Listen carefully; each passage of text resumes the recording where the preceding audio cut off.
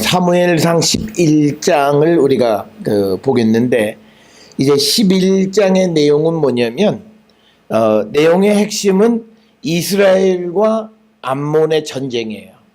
그래서 여기에서 이스라엘에서는 누구냐면 사울이 암몬 사람들로부터 지금 침략을 당했던 소위 길르앗 야베스 사람을 구원하는 겁니다. 그래서 항상 우리가 사무엘서나 또는 고대 역사를 기록할 때 보면 왕이 되면 반드시 대비전을 치르게 돼 있어요. 그래서 어떤 경우에는 대비전이 먼저 되고 그 다음에 왕으로 가는 경우도 있고, 또 다른 경우는 이제 왕이 된 다음에 대비전을 치르는 경우.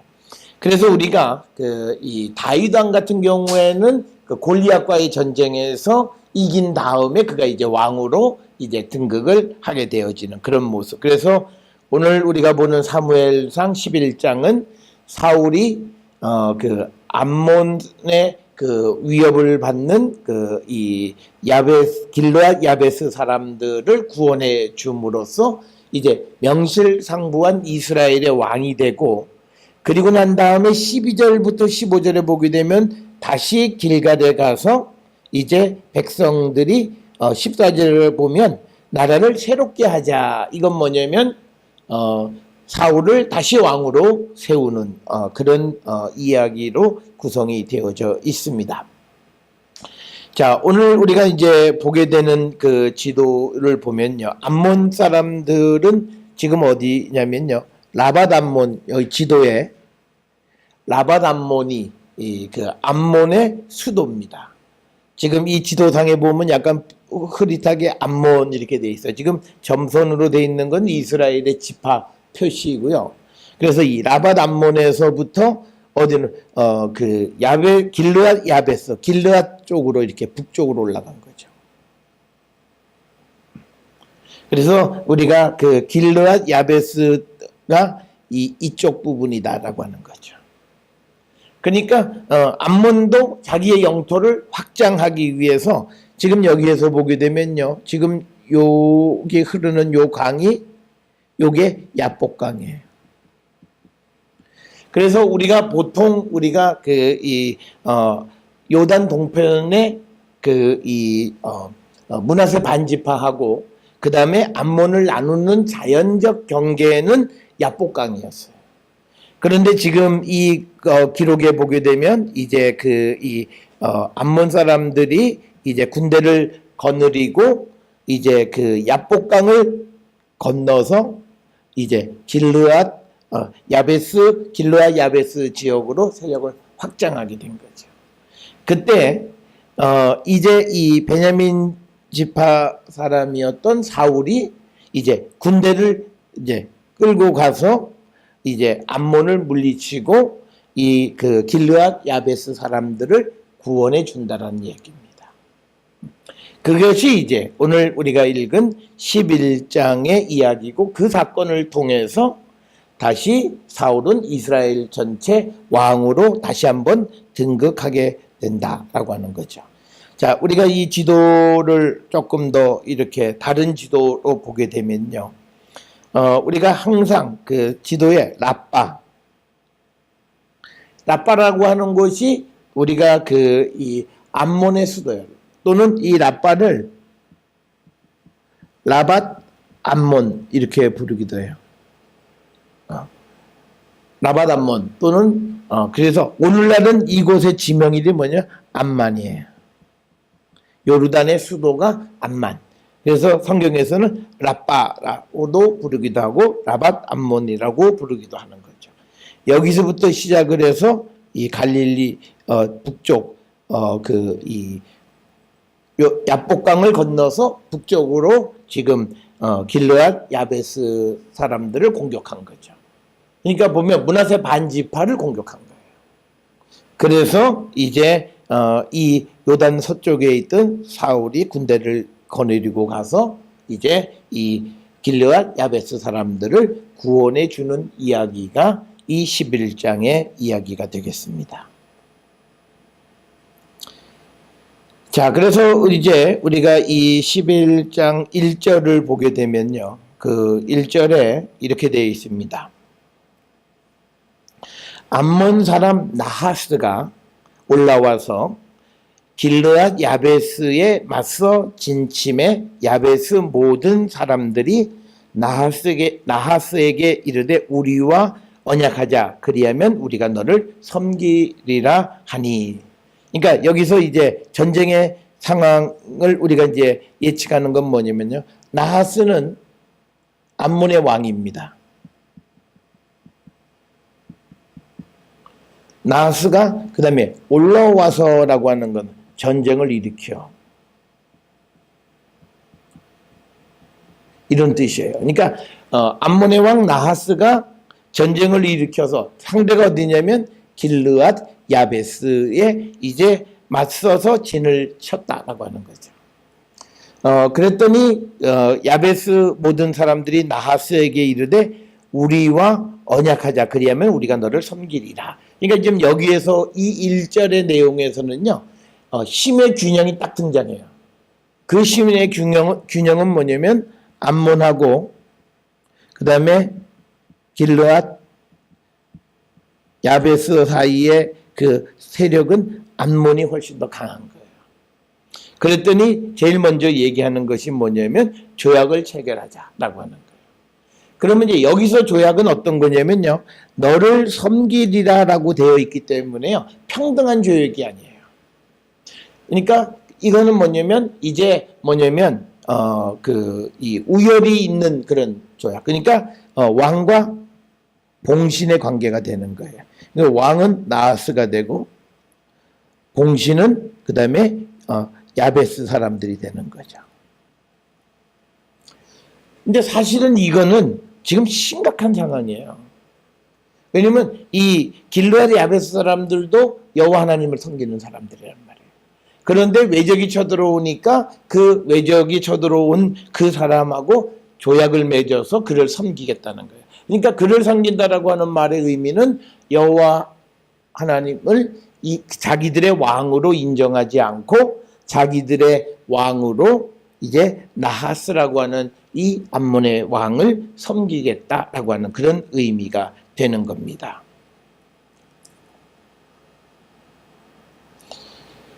자, 그래서 이제 이 암몬 사람 2절에 나하스가 그들에게 이르되 내가 너희 오른 눈을 다 빼야 너희와 언약하리라. 내가 온 이스라엘을 이같이 모욕하리라. 그러니까 이 나하스는 뭐냐면 눈을 뽑아야 된다. 이게 눈을 뽑는다는 건 실제로 눈을 다 뽑는다는 의미가 아니라 굴욕을 준다는 뜻이에요. 오른 눈을 다 빼야 너희와 언약하리라라고. 너희에게 굴욕을 줘야 된다는 뜻이에요. 우리가 이 고대 시대 때의 전쟁의 목적은요, 뭔가 경제적 이득이 있어야 돼요. 그 경제적 이득은 두 가지가 있어요. 하나는 인적 자원이에요. 두 번째는 물적 자원이에요. 이것에 이득이 있어요. 그런데 만약에 이 지금 나하스 말처럼 실질적으로 눈을 다 뽑아버리면 이 사람들 써먹을 수가 없어요. 그 노동력이나 모든 데 굉장히 어려워요. 그러니까 여기에서 오른 눈을 다 빼내야 너희와 언약하리라는 오른 눈을 다 빼낸다라고 하는 것은 너희들에게 대단한 굴욕을 줘야 내가 굴욕감을 너희들에게 준 다음에 그 다음에 내가 너희들과 언약을 하겠다는 거예요. 그러니까 지금은 이 그 야베스 길르앗 사람들이 쳐들어오니까 바로 화해 조약을 맺자 이렇게 얘기한 거예요. 그러니까 나하스 얘기는 아니야. 내가 너희들에게 아주 모진 그런 굴욕을 준 다음에 마지막에 내가 너희들과 조약을 맺겠다. 이런 그 의미고요. 여기 지금 이 나하스라고 하는 이 암몬의 왕의 이름 뱀이라는 뜻이야. 뱀. 네. 그 동물 이름을 사람 이름으로 사용한 겁니다. 그러니까 시브리 말로 나하시 그래서 뱀이에요. 그걸 우리말로 이제 음역하면서 나하스 이렇게 기록이 되어 있는데 우리 그 교재 11절 2절 설명에 나하스는 뱀이란 뜻이고 암몬 왕이다라고 하는 거예요. 우리가 성경에서 보면요. 사람 이름에 짐승 이름은 잘 붙이지 않아요. 그런데 간혹 짐승 이름을 붙이는 게 있고요. 짐승 이름을 붙이는데 누구에게 붙이냐면 이방 왕들에게 짐승의 이름을 붙이는 건요. 지금 이 신명기 역사가가 이 사무엘서를 쓰면서 이미 이 암몬 왕에 대해서 하나 조금 좀 비하하는 그런 입장. 그래서 이름 자체를 나하스라 불렀다. 그 다음에 이제 문제는요. 실제로 암몬 사람들이 자기들의 왕을 나하스라 불렀는지 이건 알 수가 없어요. 그런데 우리가 거의 이스라엘이나 암몬이나 같은 문화권 속에 있는 사람들로서 사람의 이름에 동물의 이름을 붙이지는 않았을 것이다 라고 하는 거예요. 그래서 아마도 이 나하스라고 하는 이름을 아마 그 이스라엘 사람들이 암몬의 왕에게 붙였던 이름일 것이다. 이렇게 추정을 하는 겁니다. 자, 그래서 이제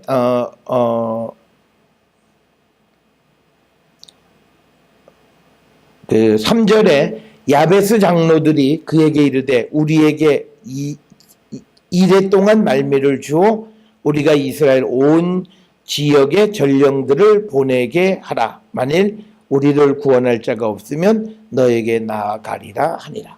되게 이상해요. 지금 이게 뭐냐면 야베스 장로들이 뭐냐면 야 우리가 한번 도움을 구해볼게. 그래서 도울 자가 없으면 항복하고 도울 자가 있으면 한번 붙어보자. 뭐 이런 거예요. 그러니까 이런 전쟁의 상황이라고 하는 것은 대단히 거의 고대에는 없는 전쟁이에요. 아니 이게 포위하면 어디를 나가요? 어디 가서 도와달라고 그래? 그냥 그대로 죽여. 근데 사실은 7일 동안 또 말미를 줘요. 그래서 이제 사울이 개입하게 되어지는 근거를 마련하는 거죠. 자, 이게요. 우리가 거꾸로 우리가 보면 요한복음에 보게 되면 예수님이 이제 누구예요? 나사로가 병들었다는 소식을 듣고 그 다음에 2, 3일 있다가 다시 오시잖아요. 그러니까 뭐냐면 그때 예수님이 어디 계셨느냐에 따라서 요단 건너편 쪽에 계셨다라고 보통 이야기를 해요. 그러면 요단 건너편에서 다시 예루살렘 근처로 오시는 데까지 시간적인 그런 소요가 있는데 이건 지금 거꾸로 이제 그 요단 동편 쪽에서 요단을 건너서 사람들을 전령을 보내고 그 다음에 그 전령들이 이스라엘 전역에 가서 소식을 전한 다음에 돌아오기까지 시간을 일주일을 잡은 거죠. 거리적은 대부분 그렇게 되죠. 이스라엘 전역에 소식을 전해야 된다라고 하는 겁니다. 그런데 이제 3절에 기록되어져 있는 7일 동안의 말미를 달라라고 하는 말은 굉장히 특이한 그런 상황이 있고 이 3절의 이 구절을 통해서 이제 사울이 이 전쟁에 개입하는 계기가 됐다라고 하는 겁니다. 자, 그래서 이제 전령들이 어디로 가냐면 사울이 사는 기브아에 이르러 이 말을 백성에게 전하면 모든 백성이 소리를 높여 울더라. 그러니까 뭐냐면 지금 야베스 장로들이 전령 보내서 기브아에 가서 이제 사울에게 그 상황을 설명하는 거죠. 그랬을 때 그 소리를 듣고 이제 이스라엘의 백성들이 소리 높여 울었다. 여기서 울었다라고 하는 것은 야베스 사람들의 처한 그 처지에 대해서 어떤 동감하고 불쌍히 여기는 그런 모습이고요.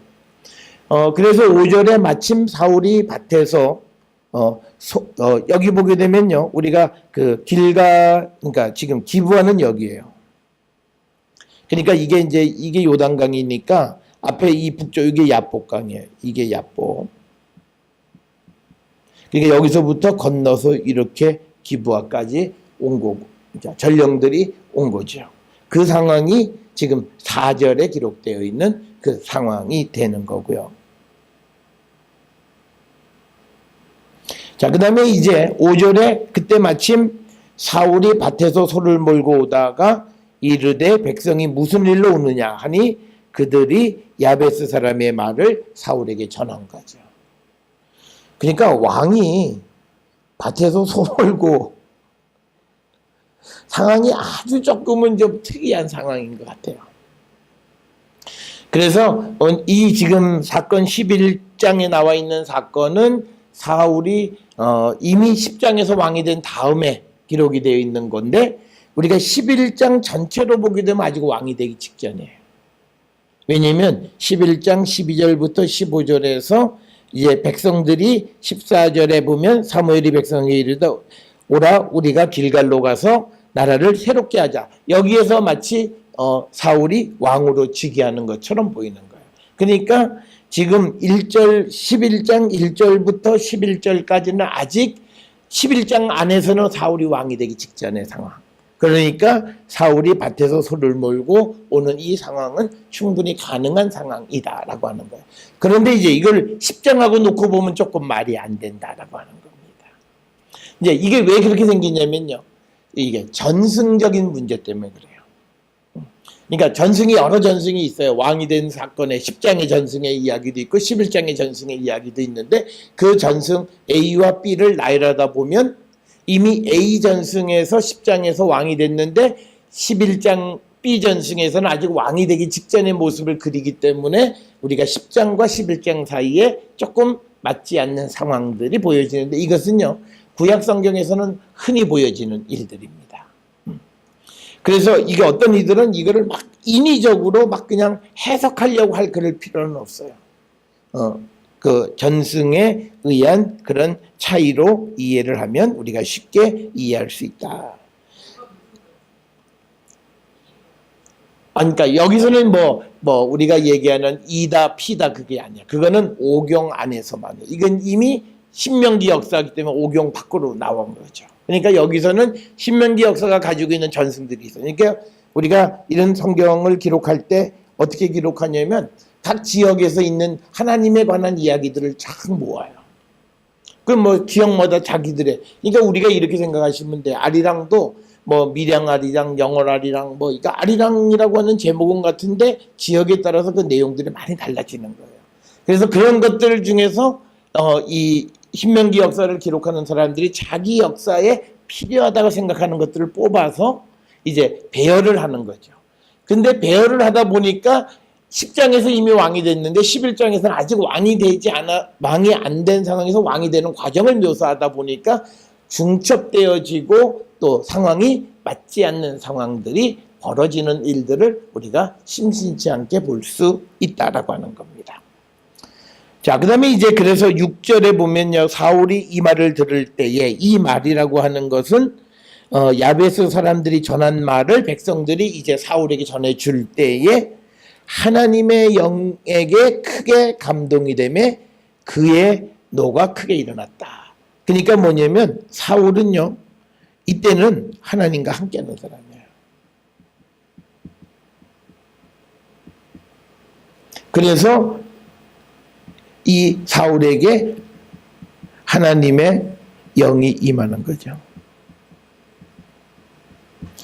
그래서 이제 이 암몬에 대해서 노를 바라는 거죠. 화를 내. 그러니까 이게 이제 뭐냐면 결국은 이 노는 사울이 내는 게 아니라 하나님이 이방 암몬에 대해서 노하시는 거예요. 단지 그것을 이 사울이라고 하는 사람을 통해서 나타나는 것뿐이에요. 그럴 때 이 사울이 하나님의 도구가 되어졌다라고 하는 것을 보여주는 것은 하나님의 영이 그에게 임했다라고 하는 것. 하나님의 영에게 크게 감동이 됐다라고 하는 이 표현을 통해서 우리가 알 수 있다라고 하는 겁니다.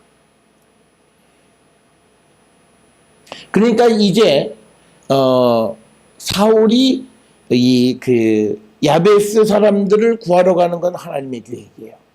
하나님이 하시는 일이라는 거죠. 단지 사울은 쓰임을 받는 거예요. 그러니까 여기서도 우리가 신명기 역사는 왕을 세워달라고 해서 그렇지만 이 왕은 철저하게 초기의 왕은 어떤 거냐면 하나님의 지시를 받는 왕이 돼요.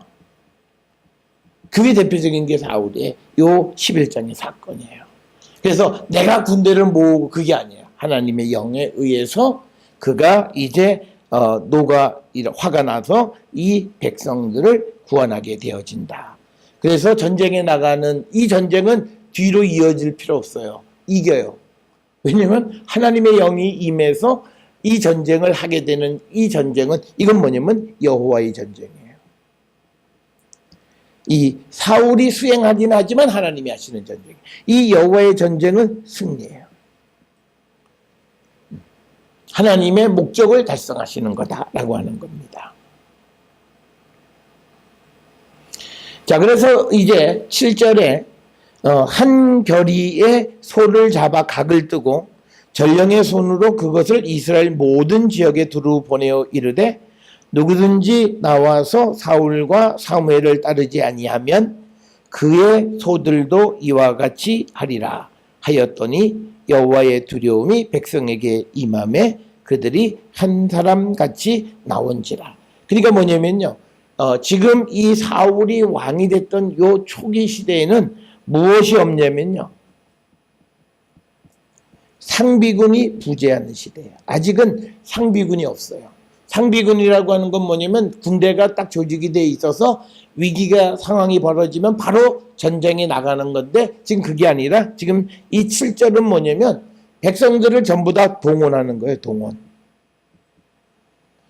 이제 동원하는데 이 어떤 사람들은 뭐 우리가 그거 왜 나가서 싸워야 되는데 뭐 이런 말을 할 사람도 있는 거예요. 그러니까 아예 사울이 소를 잡아서 각을 떠서 전령의 손에 딱 보내면서 만약 누구든지 사울과 사무엘을 따르지 아니하면 그들의 소도 이같이 각을 떠서 다 죽임을 당할 거다. 그러니까 너희들의 재산상의 손실을 감수해야만 한다. 이렇게 이야기하는 것과 똑같은 거예요. 지금 여기서 중요한 건 뭐냐면요, 사울과 사무엘이 하나예요. 사울과 사무엘을 따르는 거예요. 그러니까 이 초기에는 사울과 사무엘은 아주 밀월 관계입니다. 서로가 같이. 그런데 그 밀월 관계의 가장 중요한 것은 이 사울이 하나님의 영에 의해서 움직여지기 때문에 밀월 관계가 되는 거예요.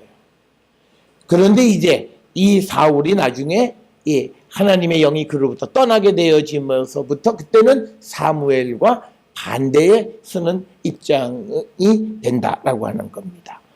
그래서 여호와의 두려움이 백성에게 임함에 그들이 한 사람같이 나왔다라고 하는 거예요. 그러니까 한 사람같이 나왔다는 건 모든 사람이 다 나왔다는 얘기예요.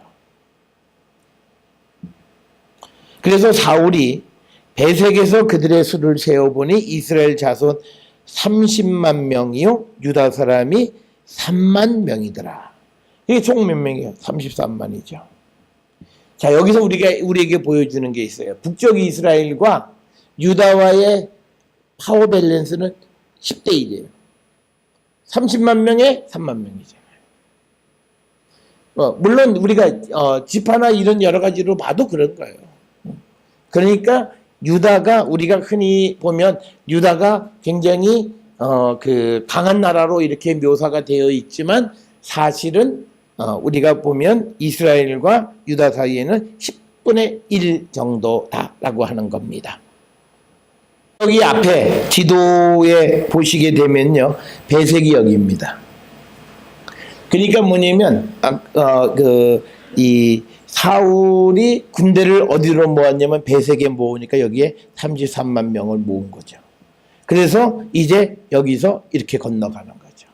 가서 야베스 길르앗에서 그들을 도와서 이제 그 암몬 사람들을 이제 무찌르는 겁니다. 그래서 8절에 보면 사울이 베색에서 그들의 수를 세어보니 이스라엘 자손이 30만 명이요 유다 사람이 3만 명이더라.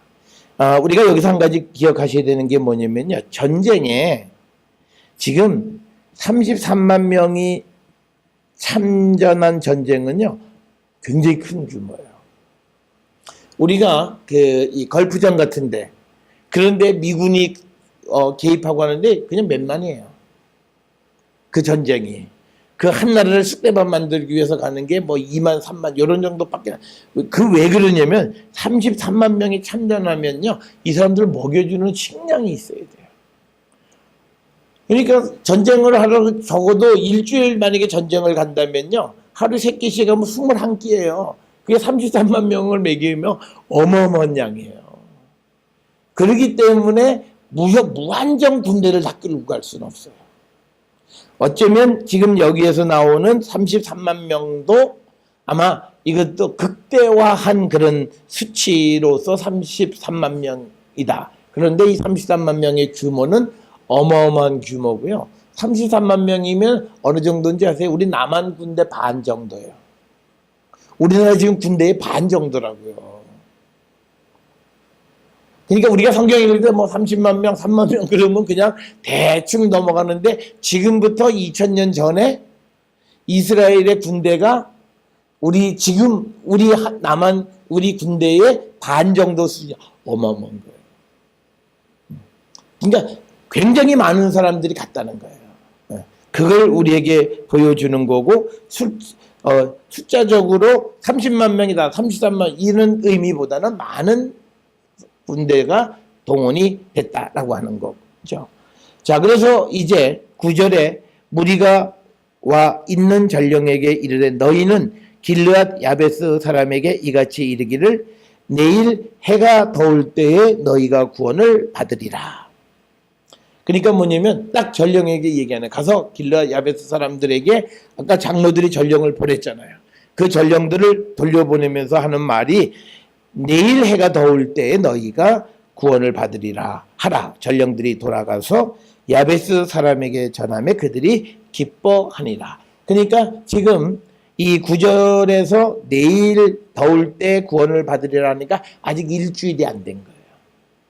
그러니까 전령이 나와서 앞에서 3절에 보면 야베스 장로들이 우리에게 7일 동안 말미를 달라 이렇게 얘기를 해서 4절에 전령을 사울이 사는 기브아로 보냈고 그래서 기브아에서 사울이 그 얘기를 들은 다음에 이제 각 지역으로 7절에 한 결의의 소를 각 떠서 전령들의 손에 그걸 보내면서 다 모이라고 얘기를 해서 그 다음에 그 사람들이 어디에 모이냐면 베색에 모여서 33만 명이 모였다라고 하는 겁니다. 보통요 이 군대들을 징집해서 모여지는 것이 대략 3일 정도 걸려요. 그러니까 만약 전령을 보내서 야 와 그러면 오라고 한다고 해서 바로 모여가는 게 아니라 그 얘기를 듣고 또 그 지역에서 또 전부 다 전파해서 사람들을 모아서 이렇게 데리고 올라오면 이게 대략 3일 정도 시간이 걸립니다. 그래서 여기서도 이제 소식 전하고 그 사람들을 모아서 전부 다 베세까지 오고 하는 거. 그러니까 일주일 그러니까 그러니까 여기 말하는 내일이라고 하는 게 아마 7일째 되는 날 아마 그 해가 더울 때 점심 때쯤에 오후 시간에 너희가 구원을 받을 것이다 라고 하는 거죠. 그래서 대략적으로 전령이 왔다가 다시 전령이 가서 구원받을 것을 전해주는 거 한 6일 정도 걸린 것으로 성경에 기록이 되어져 있다라고 하는 겁니다. 자, 그러니까 10절에 야베스 사람들이 이에 이르되 우리가 내일 너희에게 나아가리니 너희 생각에 좋은 대로 우리에게 다 행하라 하니라. 그러니까 이제 내일 너희들이 그러니까 이스라엘 군대가 넘어올 때 너희들을 맞이하러 갈 것이다. 그래서 너희들이 우리를 구원하려고 하는 그 계획대로 다 진행을 하라라고 하는 거예요. 그래서 11절에 보면 이튿날 사울이 백성을 세 3대로 나누어서 그래서 3대로 나누어서 새벽에 적진 한가운데 들어가서 날이 더울 때까지 암몬 사람들을 치매 남은 자가 다 흩어져 둘도 함께한 자가 없었더라. 그러니까 뭐냐면 같이 있는 사람은 단 한 명도 없었다는 거예요. 다 뿔뿔이 흩어져서 오합지졸이 되어서 완벽하게 그 암몬 군대를 무찔렀다라고 하는 겁니다. 그러니까 새벽부터 더울 때까지면 최소 6시간이에요. 그러니까 6시간 혹은 우리가 보면 보통 해가 뜨기 전 새벽 한 6시 직전부터 시작해서 해가 더울 때니까 정오에서 오후 2, 3시까지 하면 이 시간이 대체로 여덟 시간 정도. 그동안에 그 모든 암몬 사람들을 쳐서 남은 자가 흩어져서 둘도 함께한 자가 없을 정도로 완벽하게 그들을 무찔렀다라고 하는 거예요. 자, 그래서 11장 1절부터 11절까지는 사울이 이제 전쟁에서 승리함으로 전쟁 영웅이 되는 거예요. 전쟁 영웅이 되어서 그가 이제 이스라엘의 지도자, 왕으로 등극하는 겁니다. 그 왕으로 등극하는 이야기가 11장 12절부터 기록되어 있어요. 그러니까 이제 백성이 사무엘에게 이르되 사울이 어찌 우리를 다스리겠느냐 한 자가 누구니까 그들을 끌어내서서 우리가 죽이겠나이다. 그러니까 우리가 지난번에 보셨던 이 10장 27절 부분 보세요. 10장 27절에 보게 되면 이렇게 기록되어 있어요. 어떤 불량배는 이르되 이 사람이 어떻게 우리를 구원하겠느냐 하고 멸시하며 예물을 바치지 아니하였으나 그는 잠잠하였더라. 그러니까 뭐냐면 10장에서 사울이 왕이 되어지니까 사람들이 그 사울이 왕이 된 걸 우습게 여겨서 그가 우리 어떻게 구원하겠냐 이렇게 이야기했다는 거죠.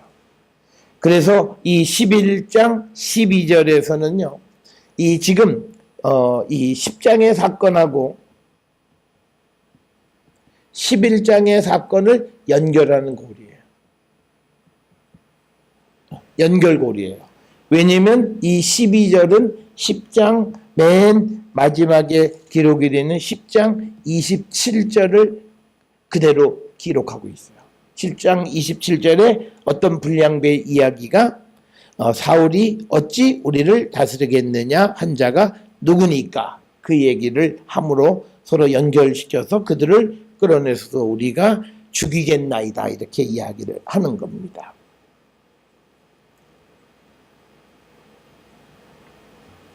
자, 그래서 이제 13절에 사울이 이르되 이날에는 사람을 죽이지 못하리니 여호와께서 오늘 이스라엘 중에 구원을 베푸셨습니다. 그러니까 오늘 하나님은 구원하시는 날이지 사람을 죽이는 날이 아니라는 거예요.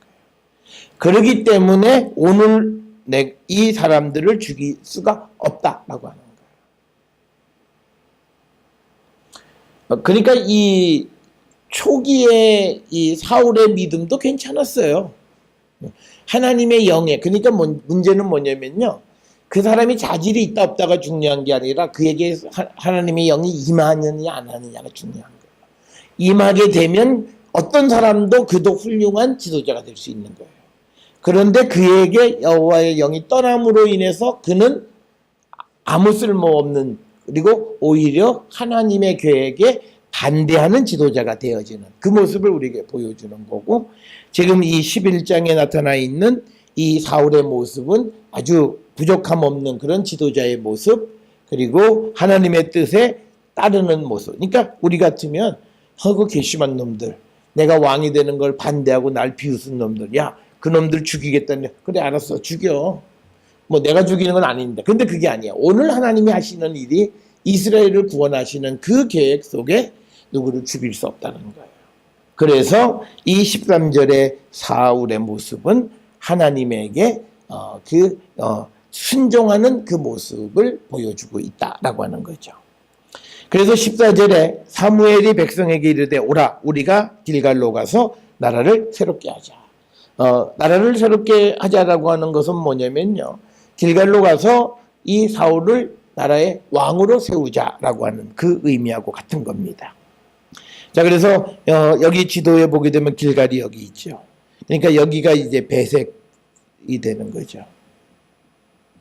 그리고 이쪽이 이제 길을 건너가서 이제 야베스 길라 사람들을 이제 무찌른 다음에 다시 건너와서 길갈로 가서 이제 사울을 다시 이스라엘의 왕으로 세우는 거죠. 그러니까 지금 이 11장에서는 사울이 왕이 되는데 반대할 사람이 아무도 없어요. 왜? 이미 전쟁을 통해서 그의 능력을 보여준 거예요. 그런데 그 능력은요, 여호와께서 보여주신 거예요. 그래서 여기서 우리에게 중요한 건 뭐냐면 하나님이 왕으로 택한